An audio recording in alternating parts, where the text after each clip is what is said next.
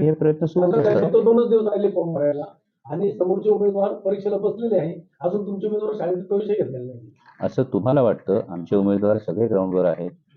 हे सगळे ग्राउंडवर आहेत. समोरच्या उमेदवारांची यादी जर तुमच्याकडे असेल तर ती मला दाखवा. त्यामुळे हे सगळेच पक्षांची ही परिस्थिती असणार आहे. या सगळ्या जागा वाटपाच्या ज्या काही गोष्टी आहेत, ज्या काही घडामोडी आहेत, या पुढे मागे 19-20 जे काही आहेत त्या सगळ्या शक्यता तपासून जेणेकरून निवडणूक करायची तर ती गुलालाचीच करायची, हा आमचा सगळ्यांचा निर्धार आहे. सत्यशील दादा आज पुण्याला माझं बोलणं झालं त्यांच्याशी. ते दुपारी आले की आपण पुन्हा या, मला ते विचारच नाही. ते दुपारी मला भेटायला जनतेला तुम्ही एकत्र दिसणार? हा, शेरकर, कोल्हे आणि त्यांची एकत्र दिसणार? आता आम्ही आहोत ना, त्यासाठीच आम्ही सांगतो, त्यासाठीच आम्ही सांगतो. मला सांगा थोरवे साहेब, या आधी आपण कुठल्या पेपरमध्ये काम करत होता? ठीक आहे, त्या आधी सुरुवात कुठल्या पेपरमध्ये केली? काही गोष्टीच्या बदलतात. मी तुम्हाला एकच गोष्ट म्हणालो, मतभेद आणि मनभेद या दोन गोष्टींमध्ये पुसटशी सीमारेषा आहे. मनभेद होण्याचं कुटुंब एकत्र येतं.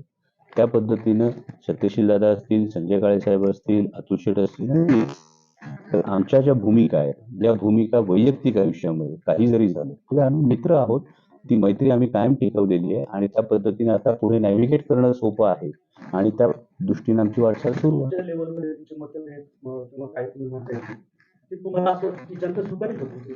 मी पुन्हा तुम्हाला म्हणतो की समविचारी मतांची विभागणी टाळण्याच्या दृष्टिकोनातून तुम्हाला ही भूमिका घेणं फार गरजेचं असतं.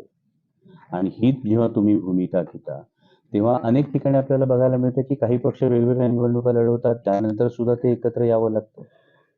बिहारमध्ये झालंच ना, बिहारमध्ये वेगळ्या निवडणुका लढल्या ना, आणि हे झाल्यानंतर पुन्हा त्यांना त्या ज्या गोष्टी असतात, त्या निवडणुकीनंतरच्या ज्या काही गोष्टी असतात त्यावेळी काय अलायन्स आणि या गोष्टी काही निवडणूक पूर्व असतात, काही निवडणुकीनंतर असतात. या केसमध्ये कुठेही कन्फ्युजन नको या दृष्टिकोनातून आम्ही तिघे जण निवडणूक पूर्वच जुन्नर तालुक्यासाठी आम्ही जाहीर करतो.